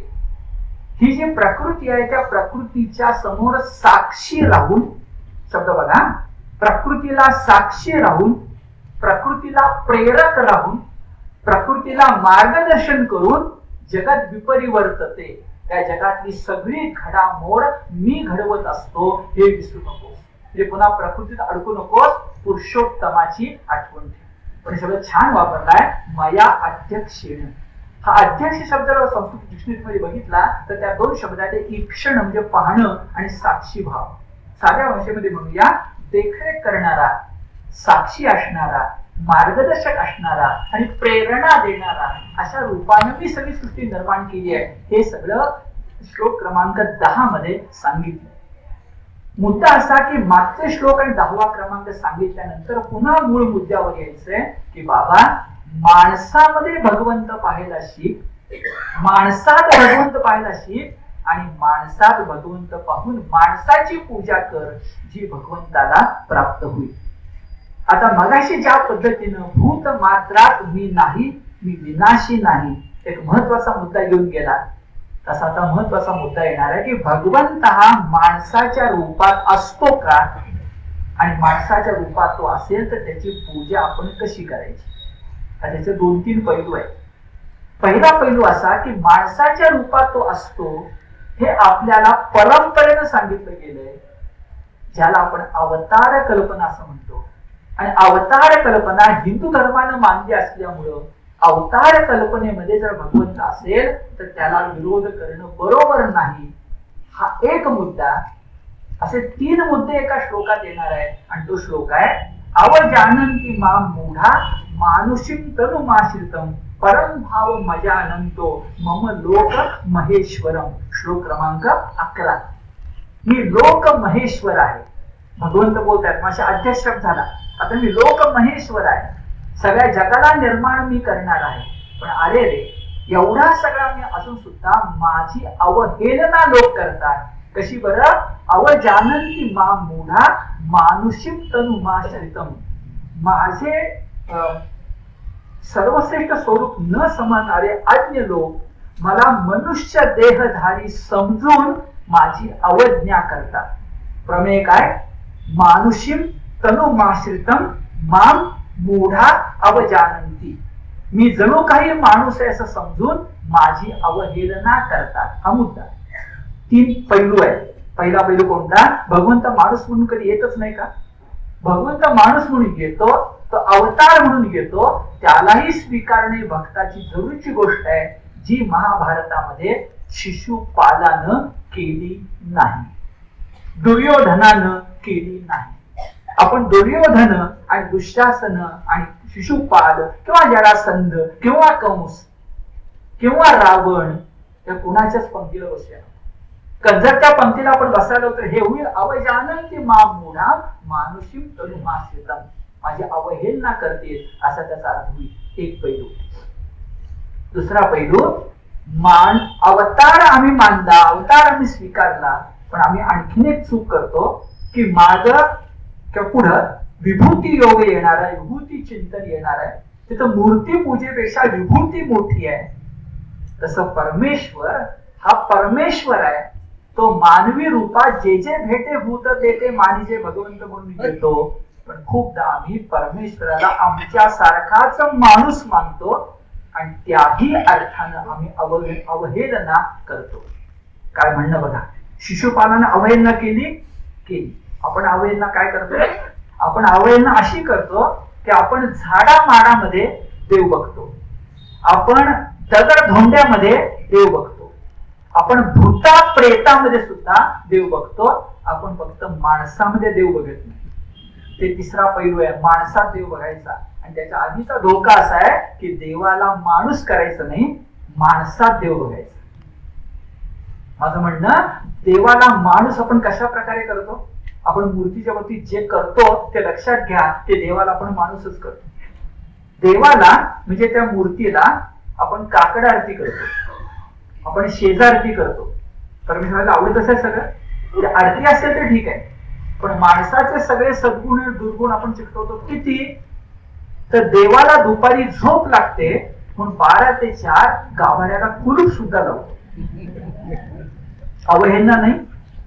खूपदा असं प्रसिद्ध श्लोक आहे, अतिपरिचयात अवज्ञा संतत गमनात अनादरो भवती मलये भिंद पुरंधरी चंदन तनुकाष्ठ विंधनम कुरुते. त्या ठिकाणी चंदन चुलीत घातलं जातं, कारण अतिपरिचयात अवज्ञा. एवढंच नव्हे तर पुढची गंमत आहे, देवाचं किती मानुषीकरण आम्ही करतो, तर आम्हाला जसं काय काय गोष्टी आवडतात देवाला पण आवडतात असं आम्ही ठरवून टाकतो. उदाहरणार्थ बघा, श्री गणेश असला तर त्याला मोदक आवडतात, विठोबा असला तर त्याला लोणी आवडतं, खंडोबा असला तर त्याला खोबरं आवडतं. ते आपण ठरवून टाकतो. अवजानन्ति मां मूढा. आपण त्याची अवहेलना करतो. आणि ही अवहेलना करताना तिसरा पैलू असा की माणसात मात्र देव आहे. जे जे भेटे भूत ते ते मानिसे भगवंत. हे जे आहे ते जे महापुण्य आहे, देवाला माणुसकी प्रिय आहे, विवेकानंदांनी वापरलेला शब्द प्रथम विवेकानंदांनी वापरला, दरिद्री नारायण. विवेकानंदांनी हा शब्द आपल्याला दिला, दरिद्री नारायण.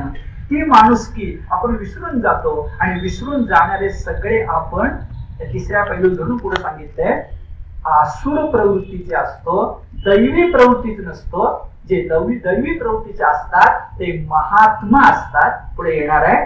आणि आता सांगितलेली 3 टप्प्यांनी जे देवाची अवहेलना करतात, एक अवतार मानत नाही, देवाचं मानवीकरण करतात, मानुषीकरण करतात, आणि तिसरं माणसातला देव ओळखत नाही. ते सगळे कोण आहेत बरं? स्वच्छ शब्द वापरलाय, ते आसूर आहे. माग अशी आसूर प्रवृत्ती येऊन गेली आहे, इथेही आली आहे आणि पुढे 16व्या अध्यायामध्ये येणार आहे. ही सगळी माणसं गीतेमध्येच्या संदर्भात लिहिताना जसं कर्णिकरांनी एक चांगला शब्द वापरलाय, तो मला तो विचारावासारखा वाटतो की आसूर कोण आहेत सगळे, तर ते आत्मवादी नाही आहेत, अध्यात्मवादी नाही आहेत, ते देहात्मवादी आहेत. पटते का बघा? आत्मवाद नाही, अध्यात्मवाद नाही, देहात्मवाद. देह म्हणजेच आत्मा. ऋणम कृत्वा घृतम पिबेत भस्मीभूतस्य देहस्य पुनरागमनम कुतः. देहात्मवादी. आणि असे देहात्मवादी गीतेला मान्य नाही. पण किती स्पष्ट शब्दामध्ये पुढे म्हटले बघा, मोघाशा मोघ कर्माणो मोघ ज्ञाना विचेतसा राक्षसी मासुरींचैव प्रकृती मोहिनी शिका.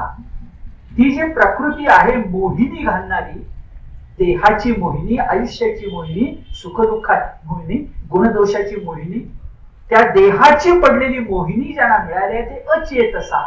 त्याला चेतस म्हणजे अंतःकरण नाहीच, आत्मा नाहीच, फक्त देव म्हणजे देहच कळतो. चंगळवाद. अशी माणसं कोण आहेत? मोघाशा. त्यांच्या आशा फुकट आहेत. मोघ म्हणजे फुकट, आशा फुकट आहेत, कर्म फुकट आहेत, ज्ञान फुकट आहे. राक्षसी मासुरींचैव, त्यांची आसुरी प्रवृत्ती आहे.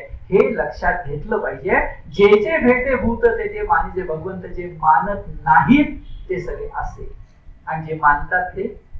गीतेनं सर्वोच्च शब्द वापरलाय, महात्मा. मग हा शब्द काही अध्यायामध्ये येऊन गेलाय, आपल्याला आठवतोय. महात्म्याचा अर्थ महानुभाव, साक्षात्कारी पुरुष असं म्हटलं होतं. इथं त्याला दैवी प्रकृती म्हटलेलं आहे.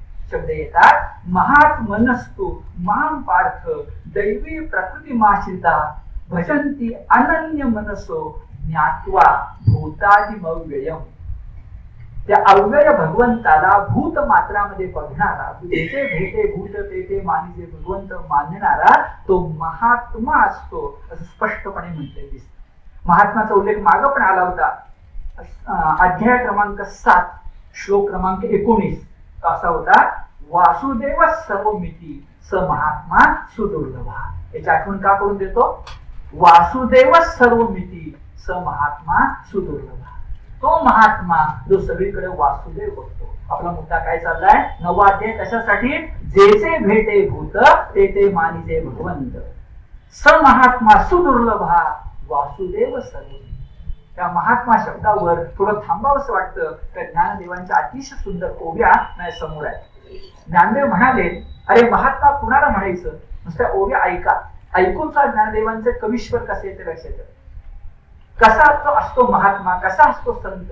ज्ञानदेव म्हणतात, जे ज्ञान गंगे नाहले, ज्ञानाच्या गंगेत ज्यांनी स्नान केलं, जे ज्ञान गंगे नाहले पूर्णता जेवून धाले. ज्यांचं जेवणच कोणी पूर्ण ब्रह्म होतं आणि त्याने धाले म्हणजे आनंदित झाले.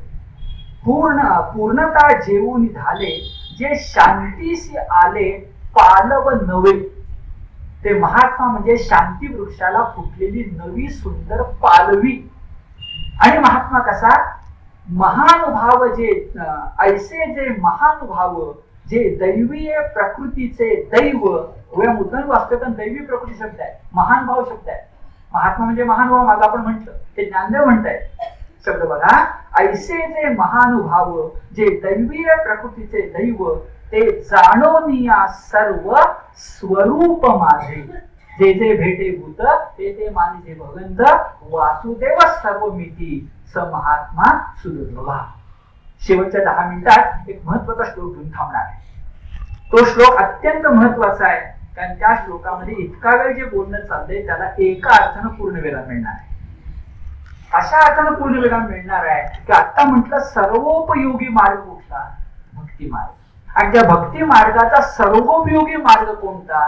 तर देवाचं गुण संकीर्तन करणं, नामस्मरण करणं, हा तो. कशी साखळी आहे बघा. अगोदर राजमार्ग, राजविद्या, राजगुरु, ह्यासाठी राजमार्गामध्ये भक्ती मार्ग. पण भक्ती मार्गात पुन्हा काय? देवाचं गुण संकीर्तन करणं, हरिपाठाचे अभंग त्यासाठी आहे. हरिपाठ म्हटल्याशिवाय वारकरी झोपत नाही, कारण हरिपाठ ही वारकऱ्याची संध्या असते. हे लक्षात घेतलं की हरी हरी म्हणा हे काय आहे, नामस्मरण काय आहे, हे भगवंताने एका सुंदर श्लोकामध्ये सांगितलंय. आणि तो आजचा शेवटचा श्लोक आहे. सततम कीर्तयन्तो माम यतन्तश्च दृढव्रता नमस्यन्तश्च माम भक्त्या नित्ययुक्ता उपासते. पण मात्र त्या श्लोकाबद्दल बोलताना 2 मिनिटं थांबून विचार करा. हे गुण संकीर्तन करणारा आंधळा भक्त नाहीये, ज्ञानी भक्त आहे. तो डोळस भक्त आहे. गीतेला आणि ज्ञानेश्वरीला जी भक्ती पाहिजे ती ज्ञानी भक्ताची पाहिजे, अनन्य भक्ती पाहिजे, पण ज्ञानी भक्ताची पाहिजे. मुद्दा हा अनन्य भक्ती योग आहे. 12वा अध्याय ज्ञानी भक्ताचा, दोघांचा सांधा आहे, साखळी आहे. कशावरून? या श्लोकात शब्द काय काय येतात बघा. सततम कीर्तयन्तो माम, जो सतत माझं संकीर्तन करतो तो. अरे पण तो कोण? मागचा शब्द आहे महात्मा. आणखीचे शब्द काय बघा. दृढव्रतः, नित्ययुक्तः, आणि त्याच्यापेक्षा अधिक सुंदर शब्दाचे लक्ष टाकणे, यतन्तः, जे प्रयत्न करणारा. भक्तीचा सुद्धा प्रयत्न करावा लागतो. भक्ती सुद्धा सवय करावी लागते. संत म्हणतात पडिले वळण इंद्रिया सकळा. इंद्रियांना सुद्धा वळण लावावं लागतं. देवाची भक्ती प्रयत्न साध्य गोष्ट आहे. झोपेतनं जागा जाऊन भक्तोत्तम झाला असं घडत नाही. काल परवा जन्मला एकदम पतित पावन झाला असं घडत नाही. असाध्य ते साध्य करिता सायास कारण अभ्यास तुका म्हणे. कशावरून? यतन्तः. आणखी भक्ती तो कठीण सोडावरील पोळी निवडे तो बळी वेरळा शूर. कशावरून? दृढव्रतः. गीता किती सुंदर शब्द वापरते बघा. आणि तू प्रयत्नशील पाहिजेस. भक्ती करायचा पक्का निश्चय पाहिजे. जाता येता जमेल तसं बघूया असं नाही. दृढव्रतः, यतन्तः, आणि तिसरी गोष्ट विसरूच नका, ध्यान योग, भक्ती योग, समत्व योग, म्हणजेच नित्ययुक्ता उपासते. एका श्लोकात किती गीता आपल्या मनामध्ये असे ठासून बोलते बघा. नित्ययुक्ता, नित्य म्हणजे काय? पुन्हा मग ते सांगितलंय नेहमी. उत्तरायण दक्षिणेची भीती का नाही? तस्मात सर्वेषु कालेषु आपण जो विचार करत असू तर नित्ययुक्ता नाही झालो. आणखी बघा कीर्तयंतोच्या मागे शब्द काय आहे? सततम कीर्तयन्तो मा. ते नामस्मरण सुद्धा कधीतरी सणवारी जमेल तेव्हा देवाला बोललो म्हणून, नवस म्हणून नाही. मुखी नाम, हाती काम. हातात काम करताना फक्त मुखात नाम असू दे, दुसरं काय लागतं? म्हणजे श्लोकाकडे नीट बघा. सततम कीर्तयन्तो माम यतन्तश्च दृढव्रता नमस्यन्तश्च माम भक्त्या. भक्तीनं तृतीया नित्ययुक्ता उपासते. त्याच्याबद्दल ज्ञानेश्वरांच्या ओव्या आणि संस्कृत श्लोक लक्षात घेऊया की विषय बरोबर पुरा होईल. एक संस्कृत श्लोक आपल्या सगळ्यांना माहिती आहे आणि ज्ञानदेव तो ओवीत सांगितलाय की सततम कीर्तयन्तो माम. इतकं भगवंताला गुण संकीर्तन का आवडतं? तर खरं बोलायचं भगवंताला दुसरं काहीच आवडत नाही.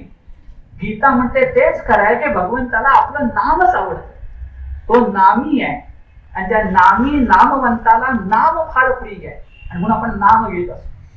हे नाम जिथं जिथं असतं तिथे तिथं भगवंत असतं. संस्कृत श्लोक आपल्या सगळ्यांना माहिती आहे. भगवंत सांगतायत नाहं वसामि वैकुंठे योगी नाम हृदये रवौ मदभक्ता यत्र गायन्ति तत्र तिष्ठामि नारद. नारद हे भक्तीचे आचार्य आहेत. त्या नारदांना भगवंत सांगतायत बाबा पक्क लक्षात ठेव, नाहं वसामि वैकुंठे. माझा पत्ता पोस्टाचा वैकुंठ लोक नव्हे. नाहं वसामि वैकुंठे आणि नाहं योगी नाम हृदये. योग्यांच्या हृदयात सुद्धा नाही, वैकुंठात सुद्धा नाही, प्रकाशमान सूर्यामध्ये सुद्धा नाही. रवौ न मद भक्ता यत्र गायन्ति. वारकरी संप्रदाय सगळ्या याच्यावर उभा आहे. टाळ आणि चिपळ्यावर, मृदुंगावर. अख्खा वारकरी संप्रदाय सामुदायिक भक्तीचा गौरव करतो. वैयक्तिक भक्ती करालच, पण वारकरी संप्रदाय सामुदायिक भक्ती करतो. तो कीर्तन करतो, प्रवचन करतो, निरूपण करतो, सामुदायिक करतो, पंढरीच्या वाळवंटात करतो, दगडाचे टाळ करतो आणि पंढऱ्याला बोलावतो. ती त्याला पुरते भक्ती. आणि म्हणून म्हटलं की अशी भक्ती कर नाहं वसावी वैकुंठ. ज्ञानदेव किती सुंदर शब्द सांगतात बघा. त्यांचे शब्द, परितेयापासी पांडवा मी हरपला गवसावा जेथ नाम घोषू बरवा करीती माझा. काय फरक आहे? नाहं वसामी वैकुंठ आहे. अरे पण हे सगळं देवाचं कीर्तन कशा प्रकारचं करायचं ते ज्ञानदेवांचे शब्द जरा ऐका. सुंदर शब्द आहे. 9व्या अध्यायातल्या ज्ञानदेवांच्या ओव्या अप्रतिम आहे.